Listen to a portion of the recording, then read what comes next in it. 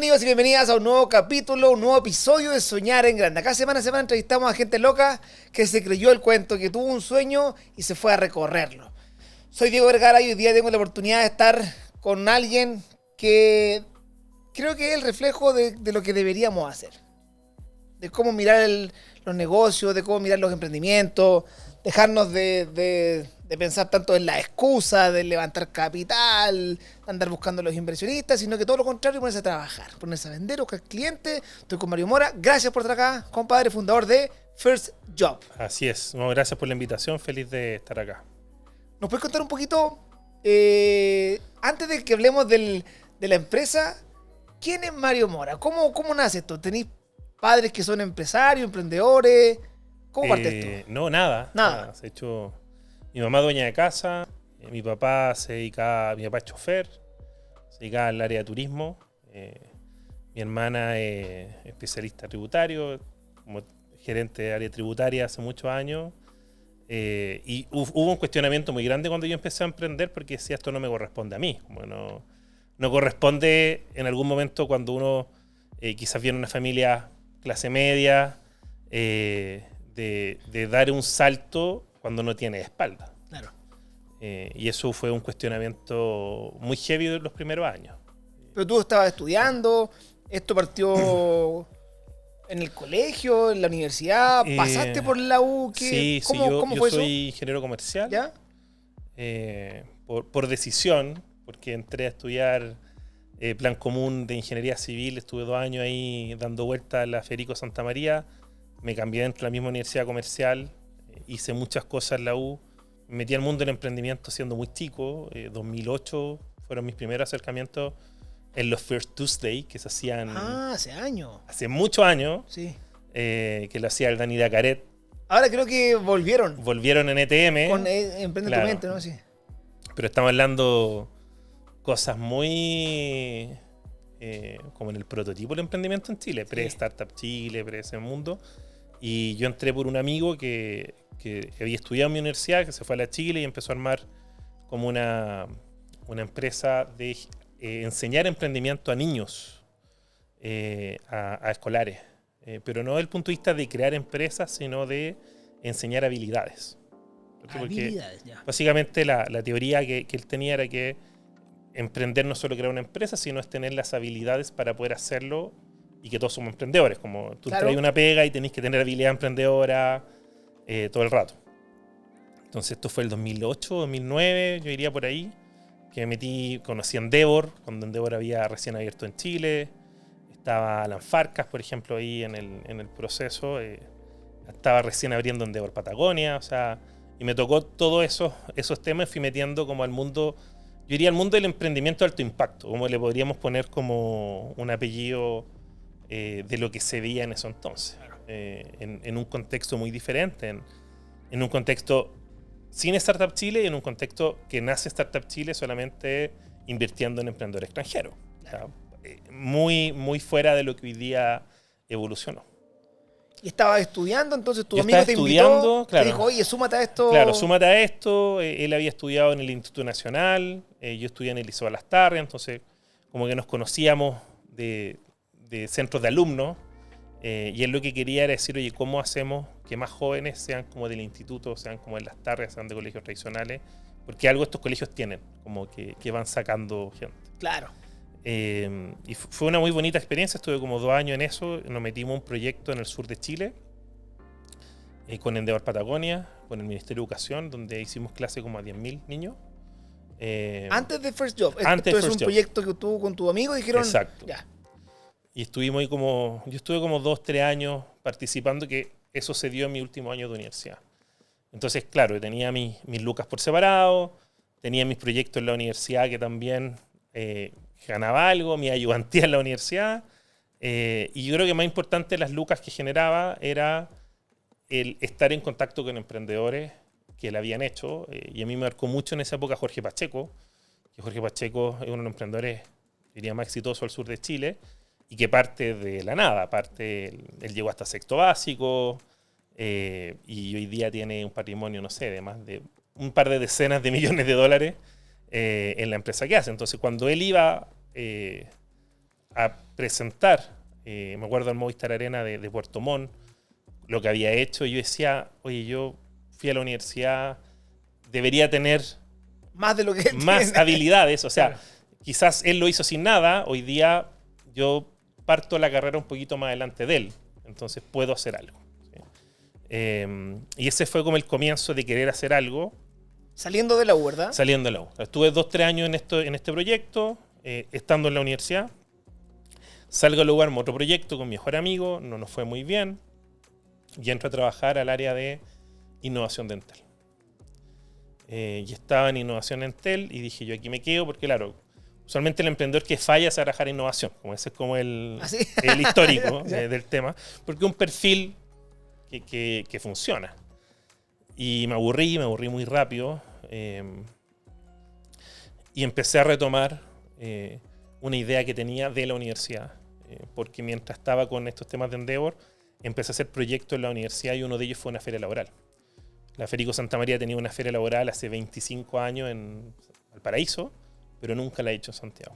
Y dije, oye, yo la quiero hacer en Santiago, yo no conocía nada de ferias laborales, no conocía nada de recursos humanos, y molesté mucho al director de carrera y me dejó hacerla, y partimos con 2 empresas, al segundo año 8 y al tercero 23 empresas.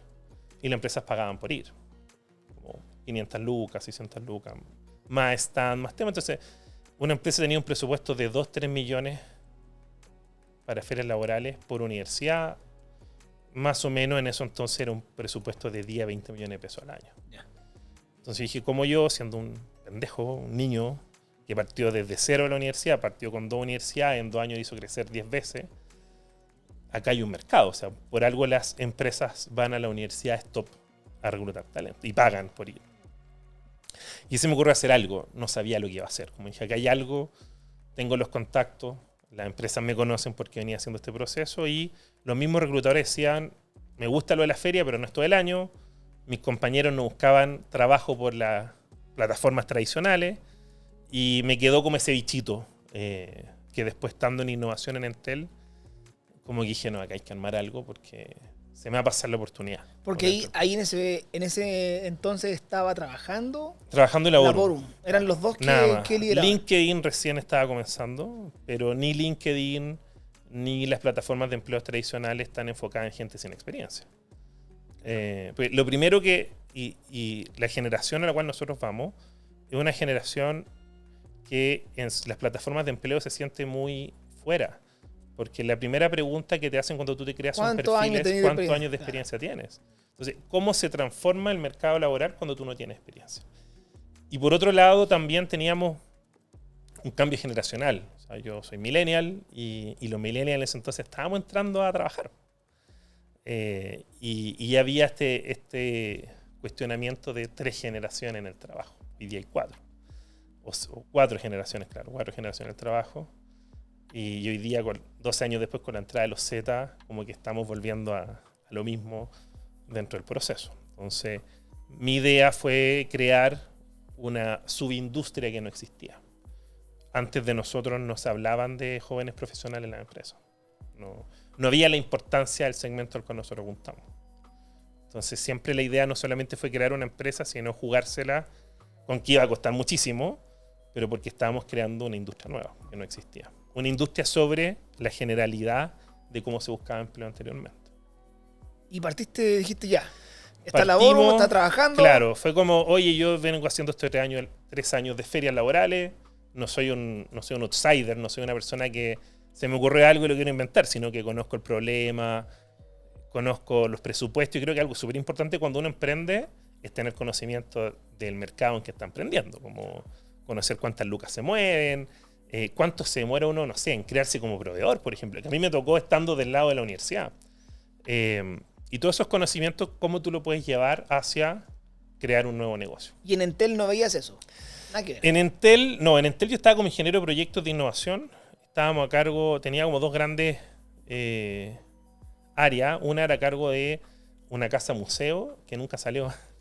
Pero era un proyecto espectacular que se iba a hacer en la Torre Entel. El proyecto ya murió, muchos años. Y lo otro que estaba a cargo era de unos unos grupos de investigación de tendencia. Y ahí aprendí muchísimo. O sea, nosotros lo que hacíamos es juntábamos a gente muy motivada de diferentes áreas, de diferentes mercados, para investigar, por ejemplo, sobre Big Data. ¿Cómo Entel debería entrar en Big Data? ¿Dónde está la oportunidad?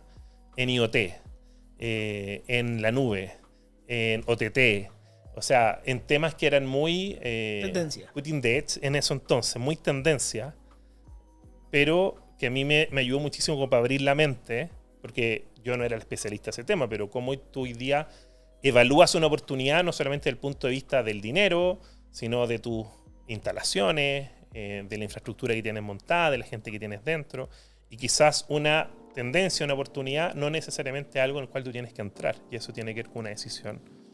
De guata. De guata.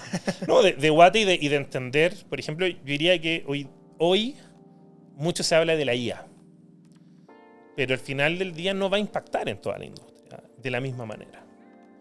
Y muchas preocupaciones están como cómo implementamos IA. Y estaba leyendo ayer, me apareció un TikTok, la empresa que más ganó dinero tecnológica, que más repartió utilidades, no utiliza nada de IA, y es OnlyFans. Es la startup que más repartió utilidades este año. Claro. Entonces decían, claro, hay un cambio, hay un movimiento, pero ¿dónde están las preocupaciones de hoy día o del corto y mediano plazo? No necesariamente tienen que ser tu esfuerzo de las cosas que vienen a largo plazo. Yo creo que eso fue como algo que aprendí mucho en Entel y que después fui aplicando en mi empresa. Totalmente. ¿Y esto partió cuando tú tenías 24, 25? Yo iría 23, 24 años, Ya. como en esa época, sí. Justo ahí en ese... ¿Y qué te dicen con tus 23 papás años. cuando, papá, voy a emprender? Le dijiste. Eh, Me voy de Entel, porque quizás para ellos Entel era... Claro, o sea, yo creo que más para ellos, para mí, fue en un momento de cuando tú fracasas un emprendimiento, que pasó con mi primer emprendimiento, uno queda mal emocionalmente. Aparte de económicamente. Económicamente queda pésimo y emocionalmente destrozado. queda claro. Y entonces yo esperé unos meses para ordenarme económicamente. Me fui a vivir solo, ya tenía mis gastos, mis temas. Y digamos, ganaba el sueldo que gana promedio un recién graduado de ingeniería. La gente menos sabe cuánto eso. El no minería, minería ganan más. Claro. Y con eso yo estaba bien. Y una de las decisiones que fuera como yo decía, oye, estuve 3 años en esto, sé que hay una oportunidad. Yo había decidido no volver a emprender en esos momentos cuando entré en Entel. Y algo que me hizo clic, así como, ya, tienes que intentarlo de nuevo, fue que en innovación nos llevaban emprendedores de Startup Chile a inspirarnos. Y fueron emprendedores que eran así, malísimos. Entonces yo estaba en la reunión con 20 personas más. Oye, no hay nada más inspirador que ver a alguien que la está haciendo y tú sentís que uno la puede hacer mejor. sí.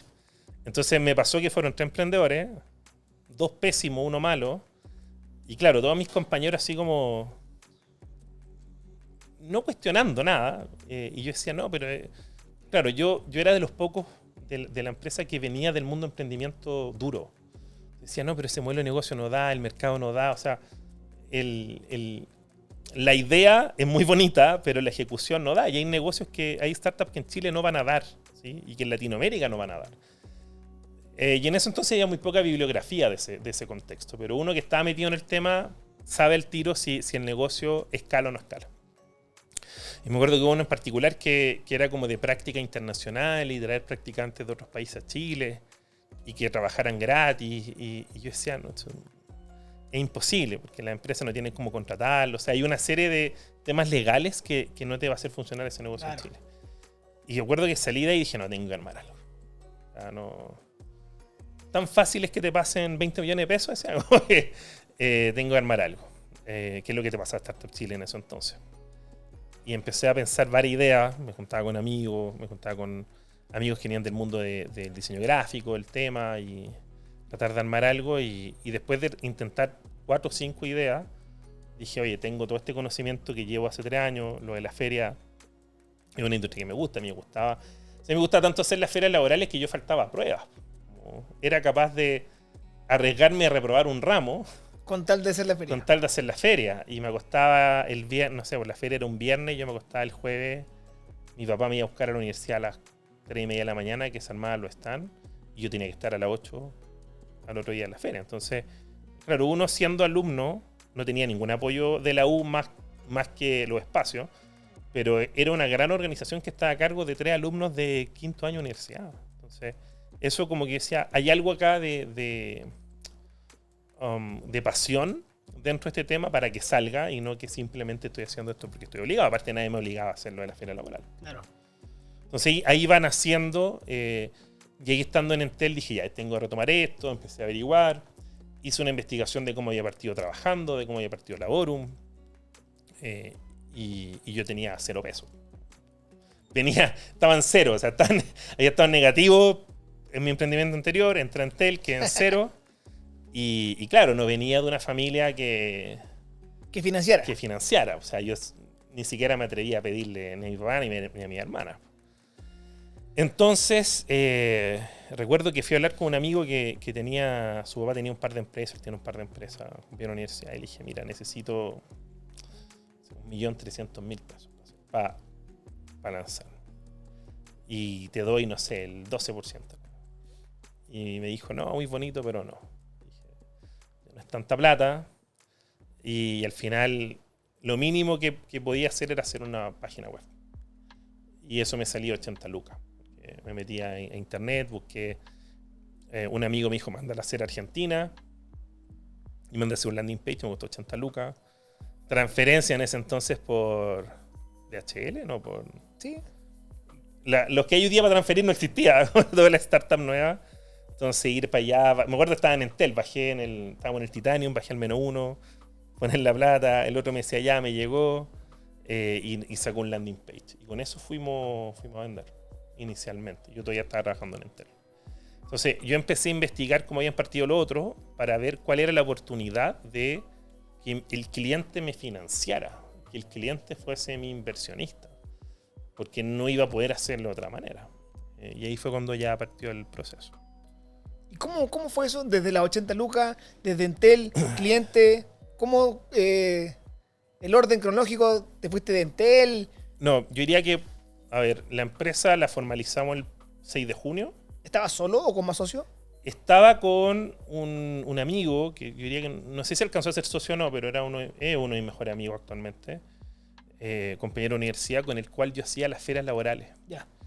Y él había entrado a hacer su memoria en Entel y yo estaba trabajando en Entel.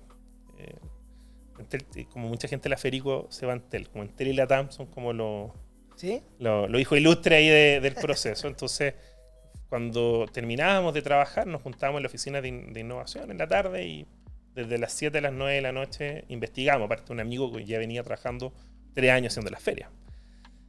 Y cuando hicimos todo el proceso de investigación, que yo creo que partimos en el mes de abril del 2012, entre abril a junio o mayo, como 3 meses le metimos full investigando. Modelo de negocio, pricing, cómo habían empezado otros, cómo estaba el mercado. Y estábamos ahí como investigando. Yo hablaba con mis amigos de recursos humanos de Entel, me he hecho muy amigo de ellos por la feria. Y les decía, mira, quiero hacer algo para primeros trabajos, cuánto estaréis dispuesto a pagar, qué es lo que necesitas tú, aparte de la publicación de anuncios, como yo te puedo ayudar como en posicionarte en las universidades. Entonces fui sociabilizando con mis futuros clientes, que eran amigos míos, para definir el servicio, ¿no? Como decir, ya, esto es lo que podrían dar. Y me acuerdo que una amiga de Entel, por ahí en junio o mayo, me reenvía un correo, me dice, mira, esta es una nueva empresa de recursos humanos, que no era ni trabajando en Laborum, que va a sacar una plataforma nueva. Yo que tú me apuro con tu idea. ¿Te asustó? Claro, y dije, chucha, ya aquí. O sea, porque claro, lo que le contactaron a ella no era igual a lo que nosotros hacemos. Pero tampoco hacer first job no es algo de la NASA, como que no es high tech, como claro. Cualquier persona. Y ya era algo que se hacía. Mi industria, una industria en Estados Unidos son 10 plataformas, o sea, una industria muy madura que se compran entre ellas, o sea, que mueven muchas lucas. La primera plataforma de primeros trabajos en Estados Unidos debe haber nacido el año 2001. Wow.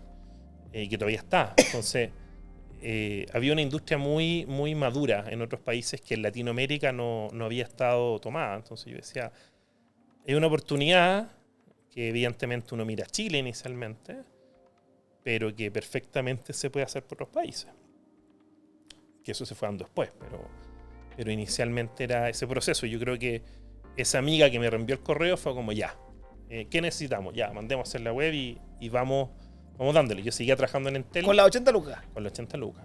Entonces mandé 40 lucas, me terminaba en la web, transferí las otras 40 lucas y era un landing page. O sea, lo que hoy día se conoce como landing page, que ahí no tenía nombre. ¿Y se llamaba First Job o tenía First Job. otro nombre? Se llamaba First Job. Te la entregan. ¿Qué pasa ahí? Me la entregan y claro, yo siempre me dediqué al área de producto, entonces dije, necesito lo que hoy día se conoce como el producto mínimo viable, que los libros todavía no salían del MVP, o sea, el Lean Startup todavía no se publicaba en el 2012 más o menos, pero este concepto de MVP que se hizo muy famoso después era eso, o sea, era lo mínimo que yo necesitaba para que la empresa existiera.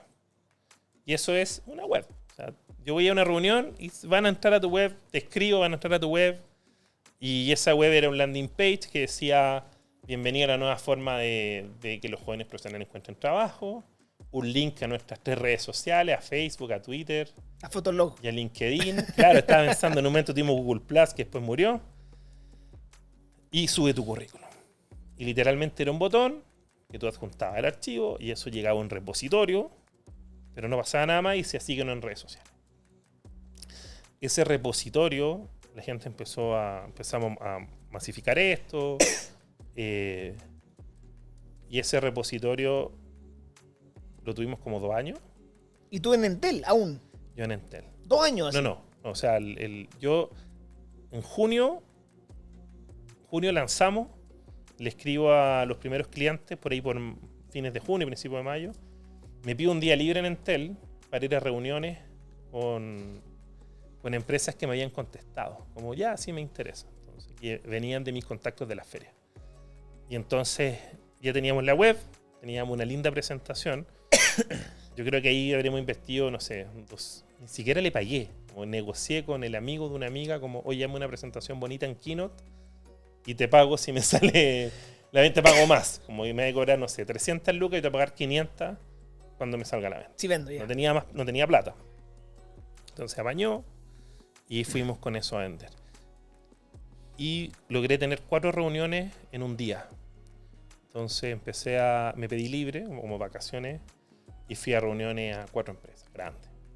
Entonces siempre nuestro foco fueron empresas grandes, porque era lo que yo manejaba con el tema de la feria. Yo sé que el dolor de los practicantes y de los primeros trabajos es de las empresas grandes más que de las empresas chicas y medianas. Claro.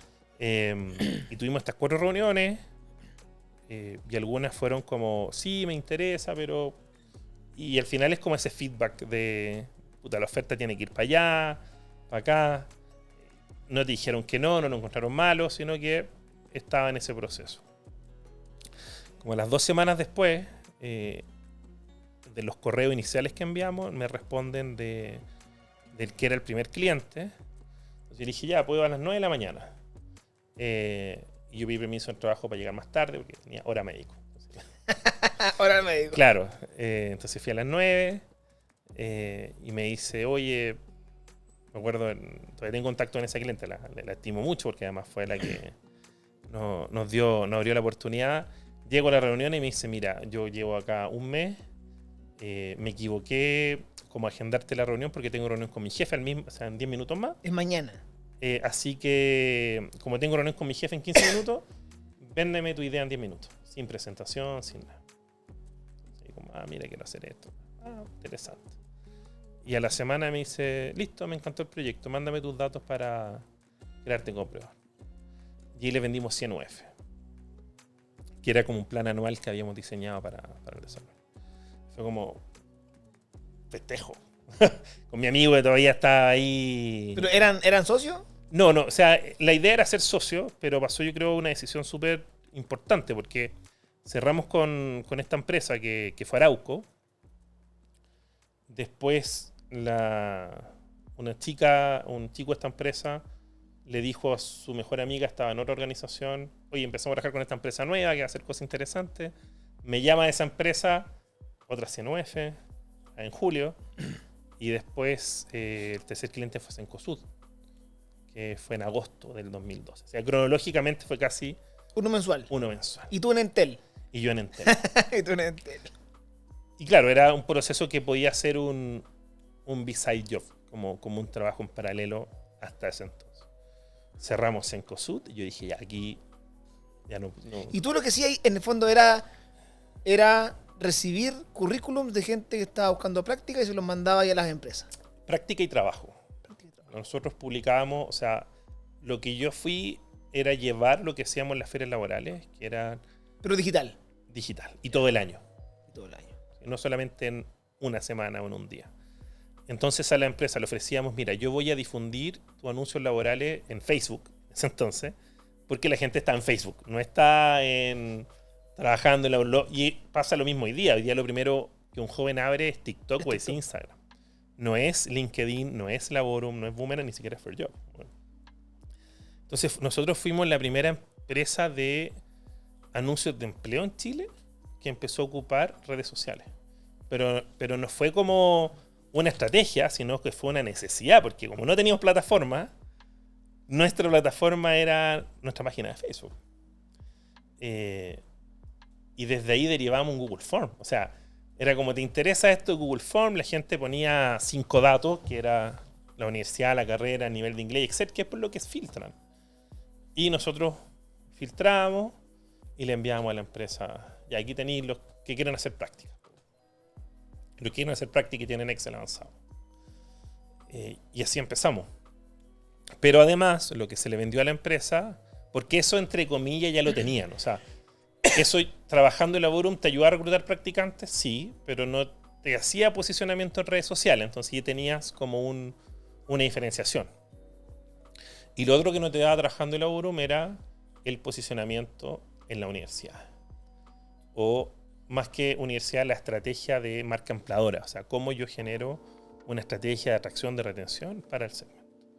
Entonces, parte de esa 100 UF era, no sé, 6 horas de reunión en el año donde nosotros le hacíamos una estrategia para decir, mira, tú deberías hacer tal cosa, deberías ir, quizás no deberías ir a esa feria, dando un curso, yo te gestiono el curso para que tú vayas a hablar a la universidad. Y eso hicimos con los primeros clientes, como ayudarlo a mejorar su posicionamiento. Por ejemplo, con Cencosud hice un proyecto súper entretenido en esos años que fue financiar la semana mechona de los ingenieros comerciales de la Católica. Y entonces querían hacer un asado. Yo, como ya había estado en federación y esas cosas, sabía que nunca hay plata. Y entonces negociamos con ellos, ya quería hacer, no sé, una choripanada. Y ya yo te financio la choripanada y a cambio y te regalo las poleras. Entonces yo le regalaban poleras a los mechones con el nombre y le regalamos las poleras a todos con el nombre Católica y atrás el logo de Cencosud. Claro. Pero esas eran las cosas que a mí se me ocurrían porque yo ya lo había hecho. Pero la empresa no se le ocurría hacer eso en la universidad. Y nosotros lo ayudamos a gestionar todo ese proceso. ¿Sí? Hice un proyecto bien entretenido, brandeado de salas, cosas que ya dejamos de hacer hace muchos años, pero porque también la gente empezó a evolucionar en cómo buscar trabajo, pero se hizo una cosa muy entretenida al inicio. Y esa era la diferenciación. Como yo te vendo una suscripción anual que te voy a ayudar a reclutar a este segmento que es súper específico, que además eran primeros trabajos profesionales. Siempre nosotros hemos dado trabajos que paguen, no sé, en ese entonces sobre 2 veces el sueldo mínimo, hoy día sobre 600 lucas son los trabajos que publicamos. Todas las prácticas que publicamos son de pago, pagan sobre 150.000 pesos mensuales. Entonces también era, desde el punto de vista del candidato, tener una curatoría, o sea, tener una plataforma confiable donde quizás no vas a tener 1000 trabajos disponibles, vas a tener 200, pero 200 buenos trabajos. Claro. ¿Sí? ¿Y qué pasó con tu socio? ¿Qué pasó con ese primer socio? No, cuando cerramos en amigo que estaba cuando cerramos en COSUD, dijimos ya, esto no es juego. No es juego. Hay que dedicarse full time. Nos sentamos, conversamos y fue como, mira, hay 8 millones de pesos. Eso no alcanza si nos dedicamos los dos, para 4 meses los dos. O si se dedica uno, para 8. Claro. Y mi amigo estaba terminando su práctica, su memoria, y le dije, mira, yo ya emprendí, fue mal, yo ya me ordené financieramente, yo no tengo problema en asumir el riesgo. Y mi amigo, y claro, él venía de una situación económica que le costaba como mucho más dura, y le dije, tú no te has ordenado económicamente, tú no has ayudado a tu mamá, o sea, te faltan escalones para llegar escalones, porque si nos caemos acá los dos, va a doler. Y probablemente te va a doler más a ti por la situación en que estás. Entonces, dije, yo me puedo arriesgar, porque yo ya me caí una vez y puedo rebotar, pero a ti te falta ordenarte dentro de ese tema. Y fue una conversación muy de amigos, de hecho, seguimos siendo muy amigos hasta ahora. Es uno de mis mejores amigos y fue una decisión como que él me acompañó al inicio y claro, toda la gente en la empresa de los más antiguos sabe que es casi uno de los fundadores, a veces lo dice como talla, pero después se dedicó al mundo corporativo y todo bien y tenemos una excelente relación hasta ahora. Y ahí tomaste tú las riendas de First Job y él siguió trabajando en Entel. Él siguió en el corporativo. Me siguió ayudando part-time, que al inicio hacer un emprendimiento de uno es muy difícil. Entonces él me siguió ayudando desde el punto de vista de la amistad. Yo me fui de vacaciones, en su momento yo tenía pillas vacaciones, entonces él siguió como tomando ese tema con los clientes y claro, pues negociamos, pero no había nada escrito dentro del proceso. Claro. Pero fue una conversación muy adulta, yo creo que tuvieron dos chicos de 23 años en el contexto de lo que se venía, porque claro, hoy día cuando uno ve lo que factura o el crecimiento que tiene, quizás puede obviar lo mal que se pasa emprendiendo. Yo creo que a ti te ha pasado lo mismo. Uno como emprendedor se queda con lo bonito, pero muchas veces lo malo no sale. Dentro de las cosas negativas o los malos momentos, a veces uno como emprendedor tiende como a olvidarlos más fácil. Claro. Dentro del proceso. Llegas en COSUD, te fuiste de Entel a vender. Y armo. O sea, ya empezó a dar la operación. Y ahí empezamos a... Y ahí estaba en Santiago, en Viña del Mar. Yo soy de Santiago, siempre de Santiago. Trabajaba ahí en Yo empecé a trabajar en mi apartamento, como ya me iba a vivir solo, esa era mi casa, oficina. ¿Ya? Y dije, tengo que contratar gente. Y utilicé la misma plataforma. Y me metí a Laborum. Me metí a First Job. No, me metí a First Job para publicar la vacante de empleo. Pero como publicamos vacantes de otros, ya de los 3 clientes, nos empezamos a llenar de currículum. Y yo me ordenaba todas las noches. O sea, yo todas las noches iba a este repositorio, bajaba el currículum, lo renombraba como CV, nombre, persona, lo guardaba en Dropbox por país, por universidad, por carrera, si era estudiante, egresado, titulado. O sea, todo manual. Y claro, al ver muchos currículums, decía, oye, esta persona, necesito una persona que cumpla estas características, bla, bla, bla. Y dentro de ello, contacté a 2 personas. Una persona para hacer la práctica y una persona para trabajar. Y tuve las 2 entrevistas al mismo tiempo. Como no al mismo tiempo, pero muy seguido. Y la persona para trabajar, que ahora es mi socia, ella fue la primera contratada, yo ya la había llamado para un trabajo en Arauco. Dije, oye, un trabajo en área de recursos humanos. Entonces me dice, sí, pero estoy terminando mi magíster, que era algo part-time. Y después me ocurrió y dije, yo te puedo ofrecer part-time. La llamé, le dije, oye, hablamos un par de semanas, ¿te acuerdas de mí? Sí. Bueno, para que te fijes que First Job funciona, tengo un trabajo part-time para ti. Y ella súper entusiasmada, así pensando en el día, así en una empresa grande. ¿Dónde? Conmigo. Y nada, pues la invité a tomar un café y le conté, le dije, mira, quiero hacer esto. Yo sé que la empresa, este negocio es un negocio de tiempo. Hay que ser muy paciente. Y quiero que llegues para hacer un estudio. Yo quiero hacer un ranking de empresas. Como yo no venía tanto del mundo de recursos humanos, ella venía con su magíster y decía, tú tienes más conocimiento técnico para hacerlo mientras yo me dedico claro a las otras cosas. Y nada, pues le preguntó. Y todo era muy raro porque yo había investigado de ella, yo tenía unos embajadores en la universidad que eran como los típicos chicos en la Católica, en la Chile, los H, estos como canapé que uno le dice en la universidad, pero los que hacen de todo, los que hacen deporte, bla, bla, bla, centro alumno. Y yo con ellos me hice muy conocido en la universidad. Es como que promocionaran en su Facebook, yo les pagaba, no sé, por currículum 500 pesos. Los influencers actuales de... Influencers actuales, claro. Y uno de estos influencers había sido compañero de ella, y le pregunté, y me dijo, sí, como que una chica alumno promedio, como que nunca emprendió nada. Y claro, parte de lo que yo buscaba también era, nunca le ofrecí ser socio al inicio, pero sabía que en Chile hay muy pocas mujeres emprendiendo en tecnología. Entonces, si esto salía bien, ella podíamos tener como una ayuda, una discriminación positiva porque hubiesen mujeres. Entonces, claro, yo quería que ojalá la cofundadora o la fundadora fuese mujer. Y ahí te fuiste de Entel, la llamaste y tú te encargabas de las ventas. Yo me encargaba de las ventas. Llamando empresas. ¿Y cómo le pagáis el sueldo a ella? Porque...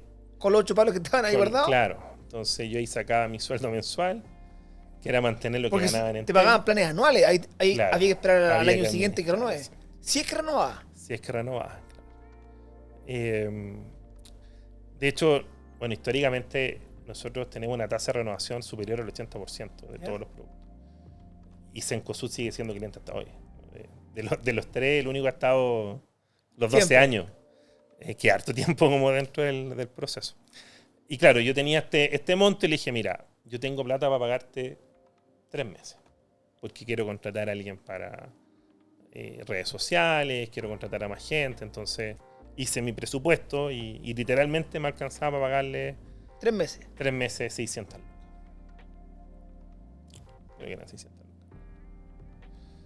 Y me dijo, ya, como lo consultó con su papá, todo su tema, igual fue raro porque yo dije, chuta, nada, hablar con el papá, y yo me ponía al lado del papá, ¿dónde va a trabajar? No, en el departamento él. ¿Y quién es él? Como de trabajar en el departamento de un weón que no conocí. Y entonces, de manera muy proactiva, yo había ido a buscar una practicante. Y entonces yo dije... Para que viera más gente. Exacto, para que no fuera la única mujer. No el de privado que... Claro, entonces... Es real esto. Es real. Entonces justo esta practicante le iba a entrevistar el mismo día y nos fuimos a almorzar los tres. Dije, para que se conocieran, porque se entran a trabajar. Todavía no entraba ninguna. Entonces ahí, que también es muy amiga nuestra hasta ahora de los tres, porque prácticamente comenzamos los tres en la empresa. Ella le dijo, oye, por favor entra, porque yo acepté, entonces, para no estar sola. Y claro, cuando el papá, después yo le pregunté a la Sofi, que es mi socia, cuando el papá le dijo, oye, pero ¿dónde va a trabajar la empresa? No te preocupes, porque hay otra niña que también entró. Y la preocupación típica como de los papás. Claro. Y eso, no la conocía de antes y ha sido un muy buen camino con ella tenerla de socia estos 12 años. Es muy atípico ser socio y confiar tanto en alguien cuando no la conoces. Hasta ahora ha funcionado súper bien. No así con otros socios, pero sí con ella ha funcionado excelente y nos hemos complementado mucho en lo que cada uno es bueno. ¿Y cuántos años te demoraste en ya tener la empresa bien sólida? Eso es relativo, porque un poco lo hablábamos previo a la entrevista. El bien para el externo puede significar otras cosas. A nosotros partimos de cero. Cronológicamente, en junio tuvimos nuestro primer cliente. Yo en agosto renuncio a la empresa. Hago las primeras contrataciones en septiembre, en octubre. Postulamos unos concursos, nos fue mal, nos rechazan de todos lados. Y en abril del 2013 nos invierte Guaira. ¿De Telefónica? De Telefónica. Fuimos la segunda generación de Guaira. De los pocos que quedan vivos de esas generaciones. Y a la semana de Guaira nos ganamos un concurso de IncuBC, nos fuimos a San Francisco. Todo eso tenías que... dar equity, ya, claro, el 10%. Acciones. Me voy a San Francisco por otro concurso de Corfo. Y allá conozco 500 Startup. Postulamos 500 Startup Estados Unidos, nos dicen, no, todavía no. Pero postula al de México. Postulamos al de México y quedamos el de México. Y entonces, claro, si nosotros... ¿Qué porcentaje más o menos pasa a ver? 10% en eso. En cada ronda. En cada mordida, claro. Yeah. Y que ha sido hasta ahora más un inversionista en entre medio, pero ha sido hasta ahora lo que nosotros tenemos. Nosotros nuestro porcentaje se mantiene intacto desde el 2013-14. Ah, fue en los inicios Fue casi. muy en los inicios. ¿no? Pagar los sueldos. Claro. Para estabilizarte económicamente, los socios, que hoy día somos 3, tenemos el 75% de la empresa aún.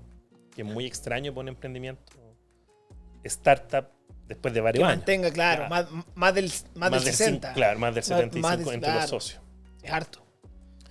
Y eso ha sido bueno y malo. Quizás ahí profundizamos después, pero claro, en ese entonces salimos y claro, se podría ver desde fuera cuando nos invierte Guaira, ya la hicimos. La rompieron esto. Y claro, que te invierta Guaira en esos años es diferente a lo que está pasando hoy día. Hoy día hay muchas empresas que te apoyan y te dan $200,000, $100,000. En eso entonces daban $50,000 con el dólar a 500 pesos. Eran 25 palos de la época.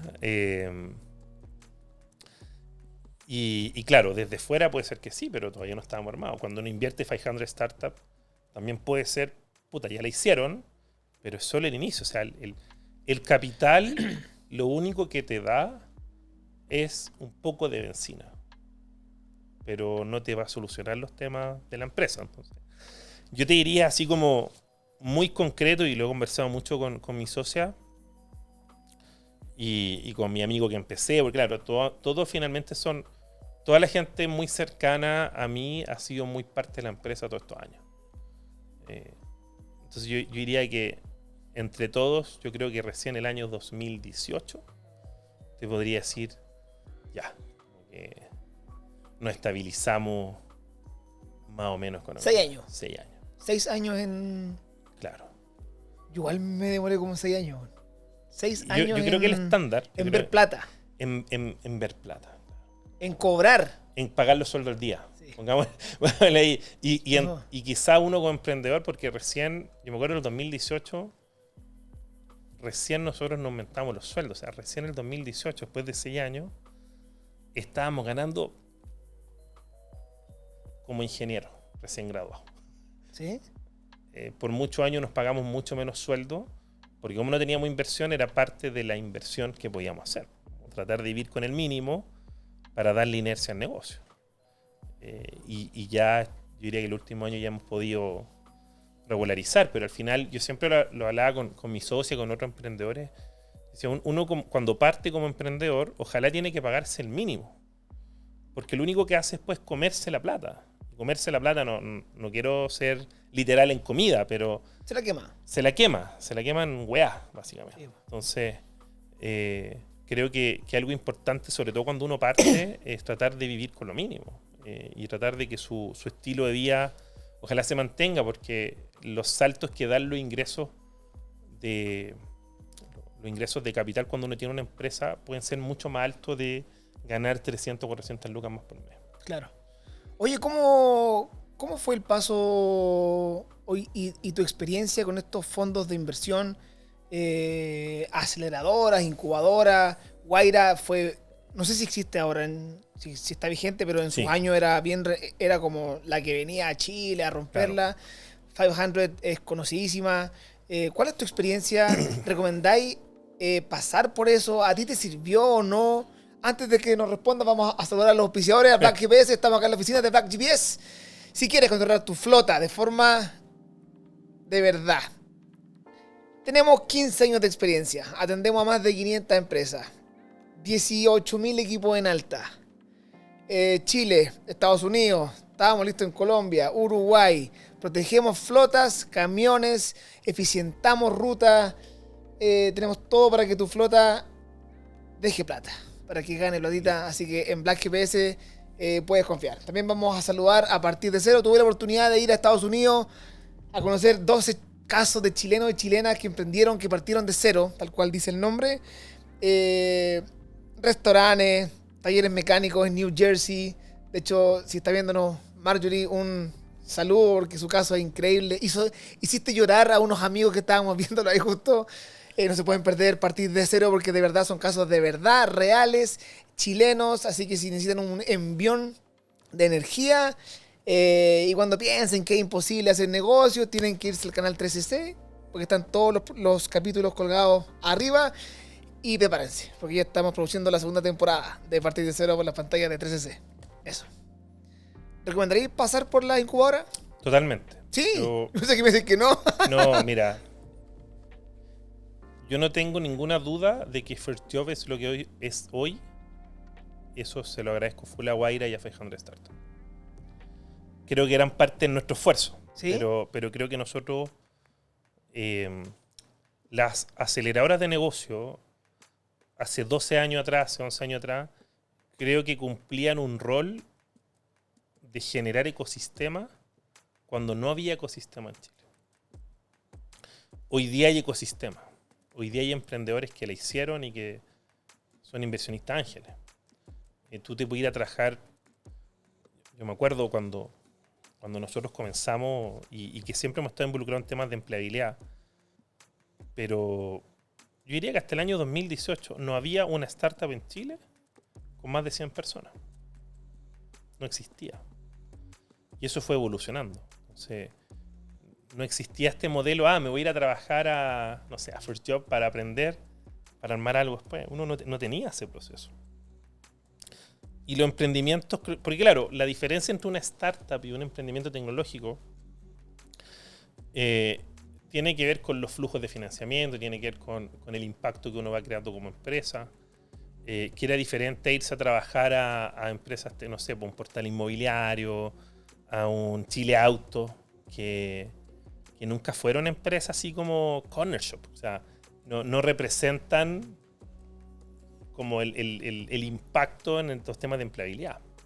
Y con eso lo que sale también de estas mafias que se fueron creando. Entonces, creo que los inicios de Guaira sí ayudaron mucho con la plata que pusieron, pero para nosotros tener oficina un año, bueno, era un sueño. Estábamos en un cowork que tenían ellos, literalmente un sueño. Yo pasé de trabajar en un espacio más chico que este, con mi socia y con 2 o 3 personas más, a tener un espacio para trabajar. Y eso ya te ayudó muchísimo. Segundo, la red de contacto. O sea, poner mentores, enseñarte a crear una empresa. Me acuerdo que Claudio Barahona, por ejemplo, que fue uno de las 2 personas que crearon Guaira en Chile. Pero Guaira se crea en Chile. Además, como negocio. Yo venía de España. Guaira se crea en Chile. Como idea se traspasa a otros países. Y Claudio también es una persona que en el mundo de emprendimiento hace muchos años. Y yo me acuerdo que Claudio siempre decía como ventas, ventas, ventas. Quería hablar de, hablemos de startup, ventas, ventas, ventas. Y algo que mantiene hasta hoy, yo creo que algo a nosotros nos quedó mucho. Entonces, sí te ayudaban a entender y a movilizarte. Ahora, yo creo que hubo muchos emprendedores que pasaron por aceleradora y quizás no se lo tomaron tan en serio. Lo mismo a mí me pasó cuando fui a 500. O sea, entrar a 500 Startup en esos años solamente habían invertido en 3 empresas chilenas. Nico Orellana, otra empresa de posicionamiento, no guardo hoy día el nombre, que estaba en Estados Unidos, y nosotros. Y otros chilenos que entraron también con nosotros, pero después quebraron. La red de contacto, o sea, la amplitud que te da el sello, porque 500 desde las 3 hoy día aceleradoras más importantes del mundo, junto a Y Combinator y Techstars. El sello que te da es muy importante. Como que te da una... No para vender, y eso yo creo que a veces a mí me da mucha risa cuando veo en LinkedIn. ¿No es para vender? No, para vender no le interesa a nadie. Porque muchas veces en LinkedIn como que ponen, no sé, nombre de la startup, no sé, Y Combinator, Wintervine. Y eso, para mí, primero... Al cliente no le interesa. Al cliente no le interesa. Hoy día probablemente, salvo que tú vayas a vender a un cliente que esté en el mundo del emprendimiento. Claro. Pero generalmente los emprendimientos son B2B mayores. Me da mucha risa. Yo soy súper como TOC con los temas de marca, con lo que representa la empresa, con el diseño. Nosotros hemos tenido 2 logos en 12 años. 2 logos. Y creo que uno como marca no puede ensuciar, o sea, alguien externo nunca va a ser más importante de tu marca. O sea, yo de repente veo emprendimiento que ponen nombre de emprendimiento y al lado, entre paréntesis, Y Combinator 2023. Entonces estoy diciendo que la aceleradora es más importante que tu empresa, ¿no? Claro. Nunca. Pero esos son temas míos. Pero sin duda ayudaron muchísimo a crear ecosistemas. Ayudaron muchísimo a gente como yo, que tenía 24 años, que tenía una idea, que tenía ganas, que trabajaba mucho, a ordenarte en crear una empresa de verdad. A traerte mentores, a acercarte gente que venía del mundo corporativo, que venía a temas. Entonces yo valoro mucho eso. Ambos a nosotros nos ayudaron a expandir en otros países. Cuando yo abrí Colombia, mi primera oficina fue la oficina de Guaira. Yo trabajaba siempre en la oficina de Guaira, Colombia. Entonces sí ayudaron muchísimo dentro del proceso. Ahora, Guaira sigue existiendo hoy día, pero con otra mentalidad, con otro foco, ya invierte en emprendimientos más grandes, porque claro, la inversión seed ya no es tan buen negocio. Claro. Y ya hay muchos invirtiendo en esa línea. ¿Cómo fue la experiencia de llevar First Job a 16 países? Con mucha paciencia y cagándola al inicio también. ¿Cuál fue el primer país que dijiste, este es? Cuando nosotros, entramos a... Primero yo partí Chile, vamos a hacer algo en Chile. Después cuando empezamos a postular a Startup Chile, a otros fondos de Corfo, tú tienes que creerte de mal cuento. Que esto no es solo Chile, porque Chile es un mercado enano y claro, tenés que salir en algún momento, y ya pensamos en una solución más Latinoamérica. Cuando quedamos en Guaira, el foco no era tanto expandir, ¿no? Sino más consolidar. Y cuando nos invierte los meses 500 Startups, me voy a ir a México. Por 6 meses, ¿no? Claro, 2 semanas para otra me voy a ir a México. Y allá 500 tenía una mentalidad muy de... Para mí es un MBA de emprendimiento en 5 meses. Básicamente es meterte, pero así durísimo, para ayudarte a levantar capital o hacer crecer tu negocio. Y me acuerdo que nos invierte 500 $25,000 en eso. Muy poquito. Y dijimos ya. Más o menos armamos esto en Chile. Partimos con 80 lucas. ¿Cómo no vamos a poder hacer esto fuera? Uno es iluso, imberbe de pensar que eso funciona así. Y lo que hicimos fue probar con el mismo landing page hacer publicidad en Facebook, que nosotros siempre hemos sido muy buenos para captar usuarios. Y le pusimos $100 a toda Latinoamérica. Pero a toda Latinoamérica, ¿sí? México. No por cada país. No por cada país. O sea, una campaña para México, una campaña para Argentina, una campaña para Perú, una campaña para Venezuela, una campaña para Uruguay, una campaña para Colombia. Y de todos los países que llegaron currículum, el país que mejor performó fue Colombia. Colombia y Argentina. Pero Argentina era muy difícil monetizar y las cosas. Además, todas las startups argentinas quieren salir fuera. Y dijimos, no es momento. Y dijimos, ya, Colombia. Entonces, con la plata de 500 no nos alcanzaba a abrir México. Hoy día, con $25,000 abrir México. Por tamaño de mercado, por tema, dijimos, ya, Colombia, un país más chiquitito, un intermedio entre el gran mercado que es México y el mercado chiquito que es Chile. Usamos la plataforma, contratamos a una persona a través de nuestra plataforma en Colombia y la trajimos a Chile y le enseñamos lo que sabíamos hacer y nada, pues la mandamos para allá y échale ganas, como básicamente eso. Cometimos muchos errores en términos de pricing, de conocer, captamos clientes, captamos muchos usuarios, pero claro, el 2014 la mayoría de la empresa en Colombia les pedía experiencia a los practicantes. Yo era un practicante con 6 meses de experiencia y como nosotros no entendíamos ese mundo. Estuvimos como 1 año y medio. ¿Y quién financiaba eso? Chile. Nosotros, claro, Chile. Entonces estuvimos como 1 año y medio. No, si esto va a aprender, bla, bla, bla. No aprendió. Y prendió muy poquito, básicamente no prendió. Sacamos unos clientes, pero ya el 2015 ya la plata escaseado. Como decir, oye, que es cuando uno hace estos procesos de expansión, que a ti te pasó lo mismo, es decir, uno cuando se expande finalmente va haciendo competir los negocios. Porque lo que invierte en un lado deja de invertirlo en otro. Y le pongo foco, no sé, tú a Estados Unidos o a Chile. Ya, pero quizá acá puedo seguir creciendo y si este no creció, al final inconscientemente uno tira para donde más dan las lucas. Correcto. Y en un proceso de evaluación dijimos, es que en realidad ya no tenemos para pagarle a la niña ya como matemos el tema. Y matamos, creamos la empresa ya, no la cerramos. Y al año siguiente lanzamos un nuevo producto. Entonces, todo lo que habíamos hecho de Colombia, yo fui a visitar empresas, estuve 2 veces pegándome el pique allá, muy inicialmente, y siendo nadie, porque claro, acá ya me conocían, pero allá es totalmente desde cero. Dije, lanzamos un nuevo producto en Chile Y el segundo país que logramos fue Colombia, el 2017, y funcionó, que era nuestra área de estudio, que nosotros pues nos hicimos muy famosos haciendo ranking de empresas. Porque partimos con la plataforma de empleo, que es un modelo SaaS, es una suscripción anual que fue creciendo en Chile. Fue creciendo en Chile a la misma velocidad que creció la feria.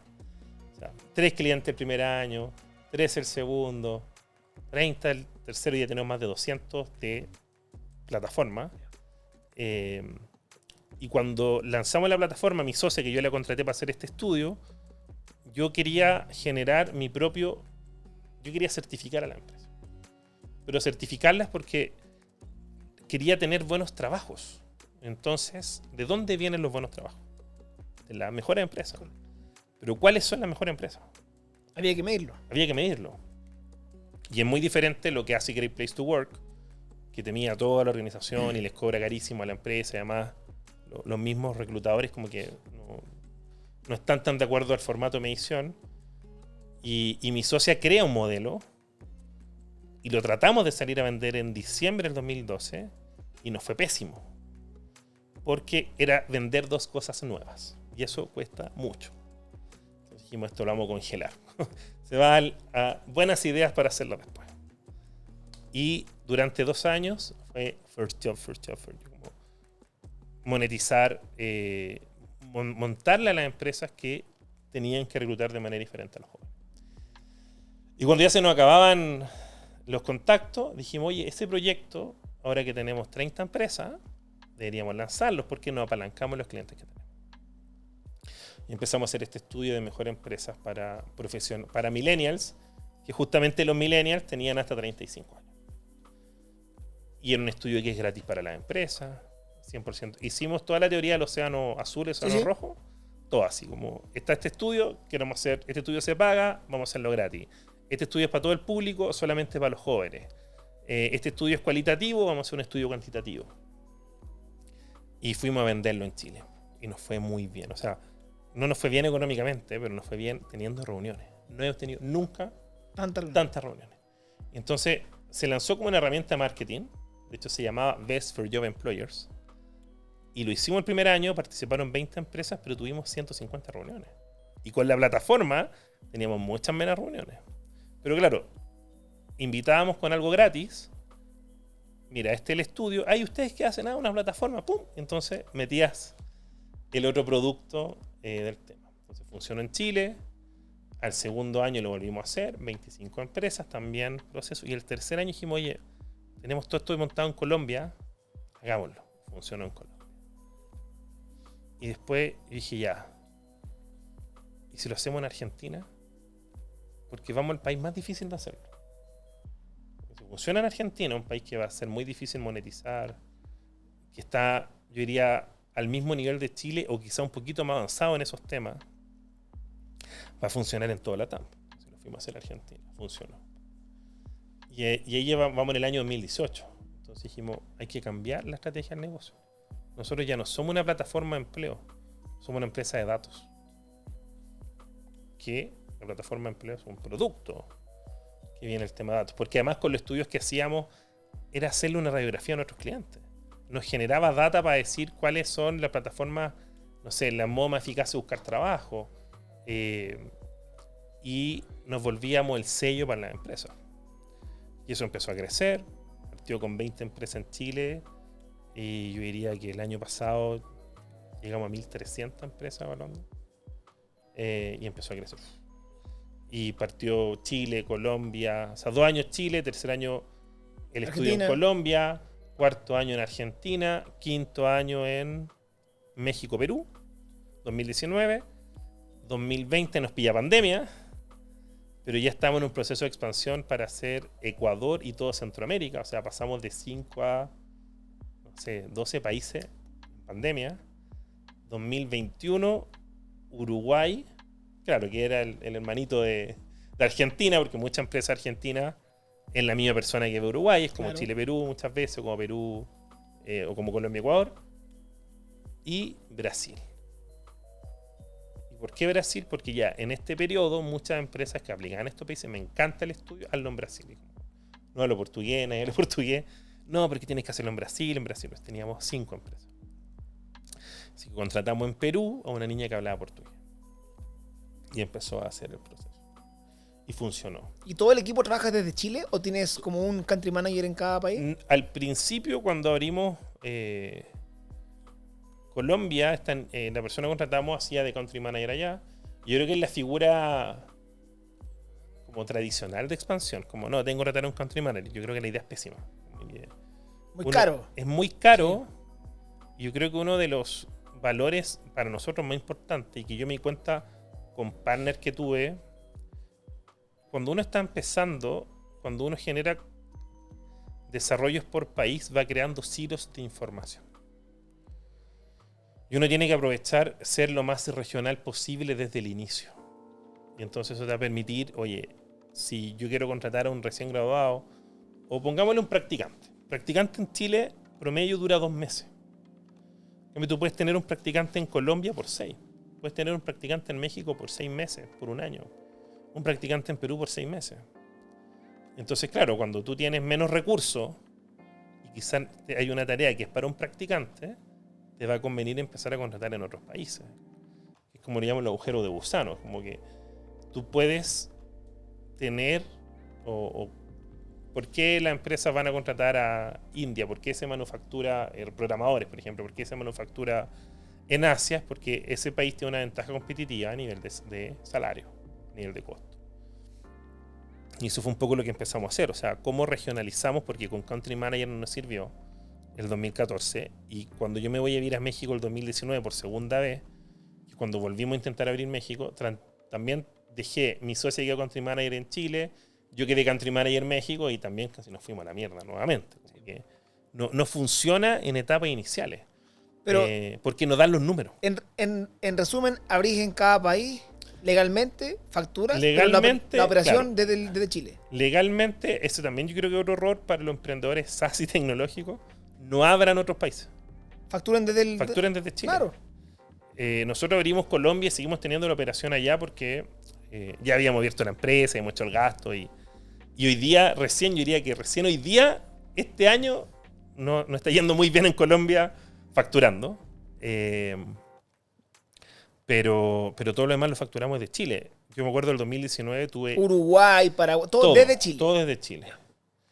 El 2019... ¿Y las empresas no te hacen problemas por no ser factura local? Uno yo creo que tiene ese miedo. Yo creo que los temas tributarios legales no hay información para los emprendedores. Uno se va enterando por amigos, por conocidos. Embarrándola, cayéndose. Y cagándola, claro. O sea, abrimos una operación de una empresa en México que todavía la tenemos ahí semi-muerta y fue uno de los peores errores de la empresa. Como que lo caro y el tema. Lo que uno para abrir un país no es que tenga que tener clientes, tiene que tener gasto en ese país. Porque si no se le va a comer el impuesto a la renta. Y muchas veces el emprendedor no le traspasa el 35, 45, que es lo que se mueve en Latinoamérica, de un 30 o 45% de impuesto a la renta al cliente. Entonces, tú pronosticas vender $10,000, ponle en Perú, no tienes 0 gasto y al final no vendiste los $10,000, te quedaron 6.500. Claro. Pero todo tu flujo fue con los 10.000. Y eso yo lo he visto en muchos emprendimientos. Entonces, mi recomendación para los emprendedores es, tú vas a abrir un país cuando tengas gasto. Y en general se usa mucho lo de crearse como proveedor internacional. Y yo lo empecé a conocer eso en mi industria porque LinkedIn no estaba creado en ningún país, estaba creado en Brasil. La empresa la facturaba desde Brasil. Entonces, cuando un cliente decía, no, pero es que yo te quiero facturar, ¿y cómo le paga el LinkedIn? No, es que son especiales. Entonces yo también soy especial. ¿Por qué vas a hacer la excepción con otro proveedor? Si yo te voy a servir igual. Bueno, hoy es más fácil porque todos los ERP, hay muchos CRM, muchos planificadores como Monday. Uno le paga a los gringos. Claro, y los gringos te cobran así. Google no está creado en Chile. ¿No? Dropbox no está creado en Chile. Nadie, salvo, hay temas legales. Ahora, quiero decir, todos los consejos que estoy dando es la mirada de mi experiencia, que es emprendimiento B2B. En B2C hay otros factores del proceso, pero el mundo B2B traten de atrasar totalmente eso. Hay países como Brasil que porque es prácticamente imposible cobrar desde fuera. Nosotros lo hemos hecho. Entonces, búscate un partner local. Argentina prácticamente, ahora se está dando un poco más, pero recién, por ejemplo, Brasil, nosotros fue la gran apuesta, todavía sigue siendo una gran apuesta, pero recién este año tenemos un partner local para facturar. Pero otro país se fue a pérdida, pero hoy día tengo un mercado de 100 empresas, grande. Porque sé que no era un mercado en el cual yo iba a buscar dinero en el corto plazo. Lo mismo que Argentina. Argentina, nosotros estamos no porque ganemos plata en Argentina, sino porque muchas veces el tomador de decisión de Latinoamérica está ahí, o de Cono Sur está ahí. Entonces tengo que estar ahí porque él quizás me va a comprar en Chile o me compra en Uruguay. Y eso de estar ahí es, en el fondo, tener una oficina virtual, una dirección, alguien allá, porque no hay gente, ¿sí? No, es tener cliente. Ya. Tener cliente. O sea... ¿Y tu cliente no te reclama si no hay gente ahí que esté para atenderlo? Yo creo que previo pandemia era así. mucho más necesario y yo me pegaba mis tours de 6 meses fuera de Chile y hola, ir a presentarme, a dar la cara y todo el tema. Yo creo que desde pandemia una gran ventaja es que ya no es necesario. Pero también nosotros tenemos una ventaja, que mis ventas promedios no son tan altas. Mi venta está entre los $2,000 y los $5,000. Era más cercano a lo... Por cliente, cliente al año. Entonces, fuera de Chile, yo creo que promedio estamos en unos $4,000. Y un monto que la empresa hoy día no se va a cuestionar tanto si lo visita o no. Que ayuda, evidentemente. Yo recién este año volví con tour. Y me tocó... Yo cuando me contactaron ustedes, yo estaba afuera, me tocó hacer 4 eventos en 4 ciudades en 4 semanas. Y claro, el cliente como que ya quiere juntarse post pandemia. Pero más que juntarse a hacer negocios, como a conocerte, a generar lazos. Yo creo que hoy día hay una gran ventaja de que el cliente confía en ti. Nosotros cerramos una cuenta que de hecho la cerró un practicante. Una historia muy buena. La venta más grande que se ha hecho en una pura factura la hizo un practicante en la empresa. Fueron $45,000 a un cliente en Costa Rica, desde Chile. Desde Chile. Y él se llevó su porcentaje, se compró un auto y toda la cosa ahí. Pero fue fundamentalmente porque estaba. Entonces la pregunta es, ¿qué significa estar en un país? Yo creo que en general es tener clientes y conocer el mercado. Yo puedo ir a sentarme con una empresa en Panamá y yo le muestro, mira, he trabajado con estas 50 empresas, tu mercado es así y así, así. Y además tengo todo el respaldo de toda la mirada regional, de toda la mirada Latinoamérica que estamos haciendo. Y eso hoy día es un gran valor que nosotros hemos construido. Pasó mucho y que cuando nosotros comenzamos, la empresa nos compraba por la innovación. No, estos cabros son emprendedores, ya. Hasta lástima. Innovación y lástima, como voy a creer en ti. Y yo diría que desde el año 10 o 9 en adelante cambian los procesos de compra. Ya no nos están comprando por la novedad, sino nos están comprando porque somos expertos, porque somos los líderes de esa industria. Y entonces ya te empiezan a exigir más. O sea, te compran porque tú sabes hacer las cosas. Y eso, yo diría que el apalancamiento de eso tiene que ver mucho con nuestra mirada a Latinoamérica. Y no necesariamente en todos los países tenemos los productos. O sea, en estudio nosotros estamos en todos los países, pero en plataforma que habíamos abierto Colombia, que cerramos, recién este año volvimos a abrir otro país, que fue Perú. Y estamos teniendo algunas cosas en otros países, pero muy, muy de la mano. ¿Por qué? Porque la plataforma de empleo, al ser un marketplace, tiene otra figura, sí necesitaba una inversión inicial muy fuerte para captar usuarios. Y hoy día nosotros logramos crecer con TikTok. TikTok para nosotros ha sido una brutalidad en crecer un usuario fuera de Chile. Entonces, van cambiando las situaciones y eso también está haciendo que toda la estrategia que era de estudios, ya, oye, replanteamos plataforma porque la plataforma está creciendo y estoy teniendo necesidades de Colombia, de Chile, de México, de empresas. ¿Pero por qué? Porque yo ya tengo 100 clientes en cada uno de esos países. Claro. Entonces ya te conocen hace 2-3 años. Oye, eso que hacían, no sé, porque yo tengo clientes, sigue nuestro foco cliente, empresas grandes, multinacionales. Entonces Me pasó ahora con un cliente que es una empresa de energía. La persona que llevaba el proceso en Chile llevaba el proceso en Argentina, perdón, en Perú, en Bolivia, en Colombia. Yo quiero lo mismo que tú me haces en Chile. En todos lados. Ya, pero... Y se lo empezamos a dar y funcionó. Con otra empresa de consumo masivo lo mismo. Y eso nos ha ayudado a expandir esa unidad de negocio que no se iba a expandirla y a cuestionar el modelo que estamos haciendo ahora. Mira. Pero claro, ha sido un modelo muy apalancado en mirar las lucas. Como que a nosotros nos costó 10 años facturar $1 millón. Y yo creo que nos va a costar 3, 4 en duplicarnos. Entonces hubo mucho aprendizaje porque facturamos ese millón sin inversión. Y puta, la primera meta son $200.000. Después te caes pegado entre 200 y 300. Después saltaste a 500. Después, ¿cómo voy a vender? Y hay que llegar al millón, que ha sido los últimos 3 años, ya como que empezáis a tomar otro tipo de decisiones. Otro tipo de estabilización. Y ahora el 1,5 millones y los 2. Y es muy chistoso porque yo veo como la curva de crecimiento y como esos primeros 5 años hasta el 2018 fueron perdidos. Claro. Comparativamente, ¿cierto? Cuando uno lo ve en retrospectiva después de 12 años. Pero claro, las tasas de crecimiento que después nosotros fuimos logrando de 50, 60% anual. Pandemia nos mantuvimos, 2023, 2022 nos mantuvimos como... Y de repente te pegáis un salto de un 50, 60% y en 2 años te duplicaste. Y eso genera otros desafíos financieros fuertísimos ya.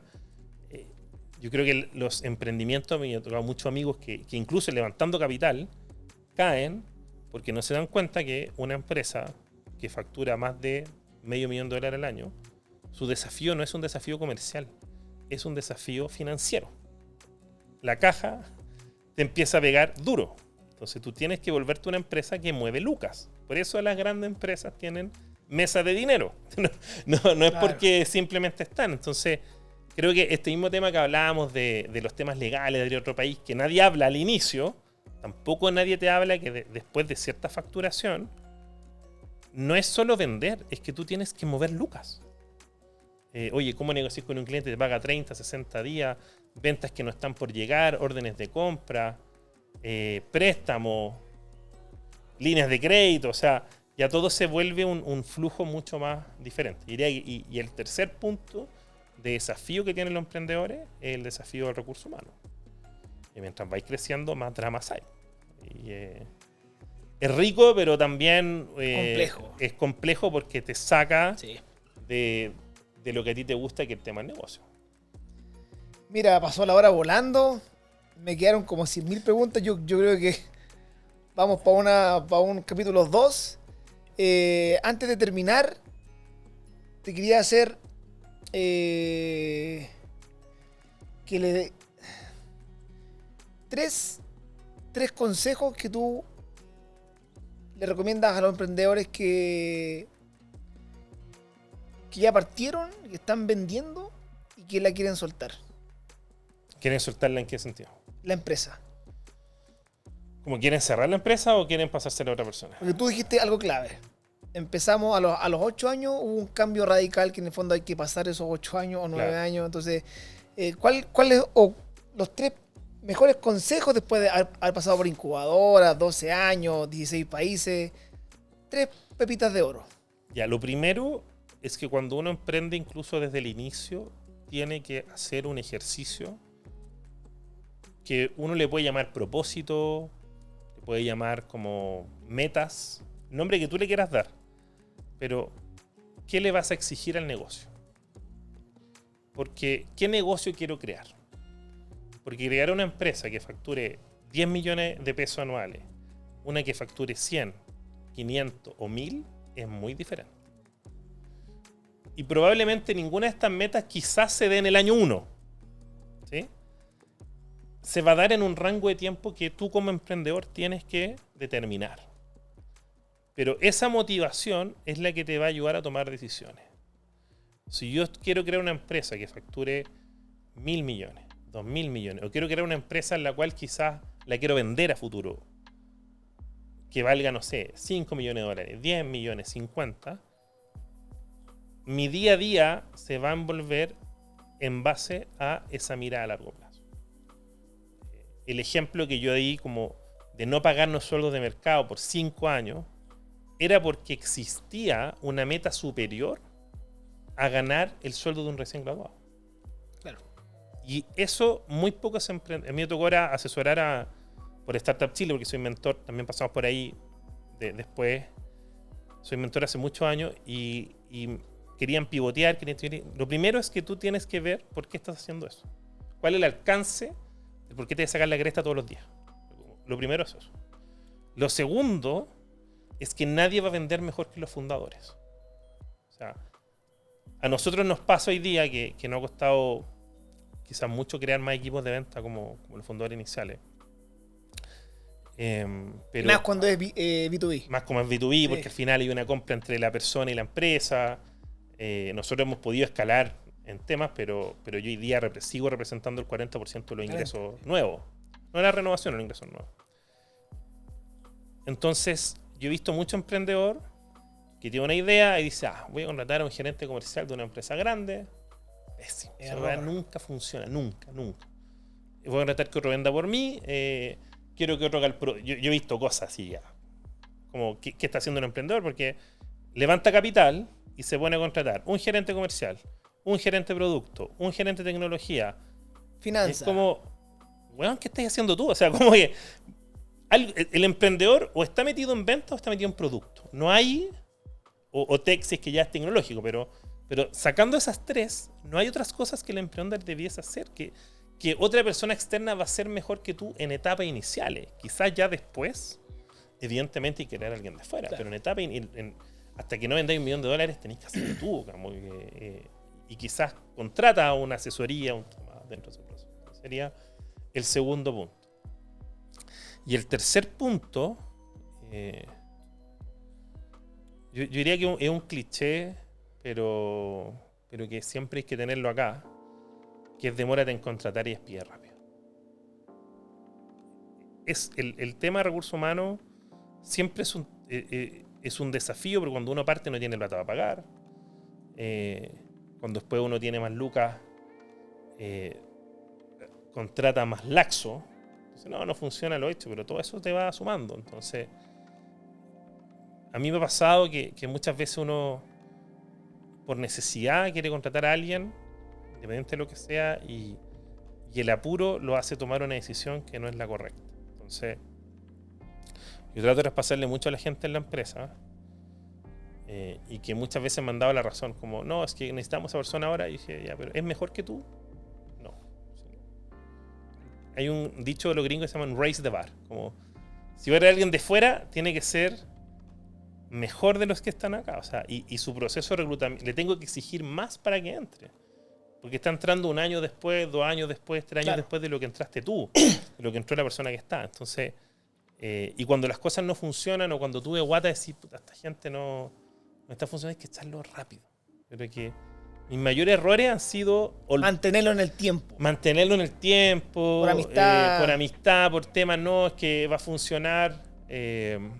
Yo también tengo otro dicho en la empresa que es bueno no es suficiente. O sea, nosotros trabajamos con grandes corporaciones. Nuestro promedio de edad de trabajador debe estar en 27 años.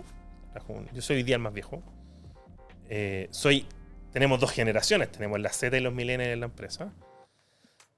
Entonces, mi trabajo tiene que ser mejor de lo que nosotros hacemos, de lo que hacen nuestros clientes, que son grandes corporaciones y que trabajan grandes profesionales en el tema. Porque por algo nos están contratando, por algo más de 1.300 empresas confían en nosotros. Y tiene que ser esa calidad. Entonces, yo digo, si una escala de 1 al 5, que 1 es malo, 2 es regular, 3 es bueno no es suficiente. Las cosas tienen que ser excelentes y extraordinarias. Entonces, la gente se tiene que mover en excelente y extraordinario. Alguien bueno no te sirve. Alguien bueno después de 1 año no te sirve porque no es una persona que te va a empujar el negocio. Hoy día nosotros somos 45 personas. Por más de 8 años no fuimos más de 15. Los últimos 3 años tuvimos un crecimiento muy grande porque también creció la estructura del negocio. Pero también muchas veces el cuestionamiento de decir, no, en una empresa grande puedo ser regular, en los emprendimientos eso no sirve. O sea, y uno tiene que exigir. No tiene que exigir es que la gente se cree hora extra, en que haga lo mismo que el emprendedor. Pero sí tiene que buscar personas que te empujen el emprendimiento, que te saquen de esa zona de confort de solamente hacer el trabajo. Sí, que den la milla extra. Que den la milla extra, exacto. Yo creo que muchas veces hoy día esa milla extra se ha tergiversado lo que significa, pero tiene que ver con buscar dar más, porque nosotros tenemos alta tasa de renovación, porque damos un buen servicio, porque tratamos de que el cliente reciba más de lo que pague. Y eso no se logra solamente como haciendo la pega. Porque hacer la pega es lo mínimo que nosotros tenemos que hacer. Tenemos que buscar ser mejores. Tenemos que buscar cuestionarnos los procesos. Tenemos que buscar cuestionarnos los productos, cómo cobramos, cómo estemos. O sea, cómo se hacen las cosas tiene que tener un cuestionamiento constante. Perfecto. La tónica de este programa, de este podcast, habla de sueños, se llama Soñar en Grande. Entonces le robamos el simbolismo. No sé si has visto que hay casos en donde grandes empresarios o ideas de negocios salen en una servilleta. Sí. Entonces, a tu mano izquierda hay una caja negra donde hay una servilleta con un lápiz. Y te vamos a pedir que nos escribas tu sueño de los próximos años con tu firma y la fecha de hoy día. Wow. Porque te lo vamos a cobrar y lo vamos a enmarcar. Eso está bueno. En una pared que el Pancho aún no elige qué pared es, que estamos ahí viendo. Mientras escribe el sueño, voy a saludar a los auspiciadores que me quedan. Cowork Latam, la casa del emprendedor. Buena onda, buen ambiente, buen café, red de contacto. De verdad, las redes de contacto son increíbles. Tienen que empezar a trabajarlas si tienen su empresa. Yo no trabajé en la red de contacto 10 años. Era un work y andaba vendiendo. Y cuando las empecé a trabajar, empecé a conocer gente, me cambió la vida. Así que Cowork Latam no es solamente un espacio para trabajar, sino que es un lugar donde pueden hacer redes de contacto y se da ese calor de hogar que creo que no se da en todos lados. Así que si quieren hacer negocios en un lugar increíble, es Cowork Latam. Y vamos también a saludar a Waffles Belga si quieren darse el gustito. El shock de insulina y glucosa, tienen que ir a Waffles Belga a probar la verdadera receta, porque ahí están los waffles norteamericanos que son como blandos, como chiclosos, y estos son crujientes, son distintos, son más aireados adentro, son belgas. Es algo distinto, no es que sea mejor o peor, a mí me gustan más los belgas porque son menos chiclosos, así que pueden ir a cualquiera de las tiendas que están actualmente, y también si quieren emprender en la industria gastronómica, en waffles, pueden escribirnos a wafflesbelgas.cl, porque puedes abrir tu franquicia en tu región y en tu ciudad y replicar el modelo que ya vamos en la 4ª o 5ª franquicia montada. Compadre, ¿cuál es su sueño? Buenísimo. Oye, no es que estaba preparado, pero yo creo que esto es algo que venimos conversando hace muchos años en la empresa. Sí, a ver. Entonces, el sueño es el siguiente. Y tiene 60 países. Tiene un tema. ¿Y factura cuánto? 10. $10 millones anuales. Yo sé por qué son 10. ¿Tú sabes por qué son 10? Porque querés vender. Exacto. Oye, te mentoreo cuando queráis. Sí, porque 10 es como lo que piden. Para vender bien. Sí. Para vender bien. Lo demás chaya. Lo más chaya. Entonces, ¿por qué en 60 países? Quizás estar con los estudios en 60 países, y tal como lo hicimos en Latinoamérica, nos expandimos a 16 y vamos eligiendo qué negocio abrimos en cada país. Teníamos este plan que quedó congelado, yo diría, desde el 2023. Abrimos España y sabemos cómo hacerlo. O sea, está ahí. Y ahí también está el logo del mundo. Y lo otro es llegar a facturar $10 millones, que es 10 veces, no 10 veces, 6 veces lo que vamos a facturar este año. Y yo creo que es súper posible. Nuestra meta es, ojalá, llegar a esto en 4 a 5 años más. Se viene. Sin inversión. Ahora, si hay otros cambios en el camino, pero nosotros mismos, el planning que tenemos para llegar a esto es 4 o 5 años más. Qué bueno, compadre. Antes que nos despidamos, te tenemos un regalito. Unos regalitos. Buenísimo. De parte de Soñar en Grande. Lo primero es un libro. Este libro, el titular me encantó. No lo he leído, pero fue pensado en... Soy fanático de los libros. Sí. En como tú estás inserto en el recurso humano, en los trabajos, y creo que cada vez uno tiene que apostar por la eficiencia. Este libro se llama Por fin es jueves. Entonces, Mira. enseña en el fondo a que no hay que celebrar o esperar el viernes, sino que uno puede quizás tener un día libre extra siendo más eficiente. Yo creo que los emprendedores tenemos que enseñarle mucho a la gente cómo trabajarse, porque uno hace múltiples cosas. Con muy poco. Claro. Entonces, para que lo leas y ver si te sirve y lo aplicas en tu empresa. Y lo otro es aquí está, un tazón. Buenísimo. De partir de cero, porque todas las mañanas partimos de cero, todos los días un nuevo día, estimados suscriptores del canal. Todos los días se parte de cero, son todos los días nuevas oportunidades, todos los días es válido comenzar. Así que se los dejo en su mano porque Buenísimo. Después nos pelan que son regalos de Sí. utilería. Muchas Sí. gracias. Gracias, compadre, por estar acá. Espero que la gente haya captado lo que es una experiencia real de hacer negocios. Lo que yo rescato empezó a crecer después de 8 años. Ese fue como el hito que fue el cambio de percepción de los clientes que lo empezaron a dejar de comprar por algo que daba pena o por ayudar O a decir novedad, estos claro. son referentes. Claro. Entonces, cualquier persona que está emprendiendo tiene que entender que son 8, 9, 10 años. Yo pasé por lo mismo. Fueron 8 años clavados. Sí. Clavados, y de ahí empezamos a crecer. Lo otro es tener una mirada, ojalá, regional. Yo no la tuve muy tarde. Creo que eso es súper valioso también para valorizar mejor la empresa. Porque el que compra operaciones en muchos países. Y los múltiplos del EBITDA mejoran bastante cuando estás en más países operando bien.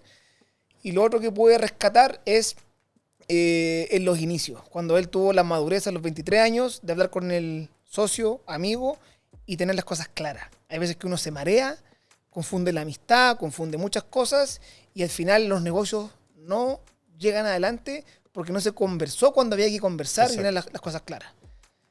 Compadre, gracias por estar acá. Quiero agregar uno más. Uno más. Que se fue el consejo, que es pensar a largo plazo. Ah, clave. No hay negocio tecnológico en Latinoamérica exitoso que sea menor a 20 años. Mercado Libre tiene 25 años. Y es lo que es el último 5. Entonces, creo que el mundo startup, sobre todo el mundo startup en Chile, está pensado en la inmediatez, en que voy a levantar inversión y voy a vender la empresa en 3 años, y eso no se da. No. 8, 10, 15 no años. se da. Entonces, cuando uno emprende, tiene que estar claro, decirle, ¿voy a ser capaz de dedicarle los próximos 10, 15 años de mi vida a esto? Esa tiene que ser una pregunta fundamental. Cuarto consejo. Cuarto consejo. Nos vemos en el siguiente capítulo. Adiós.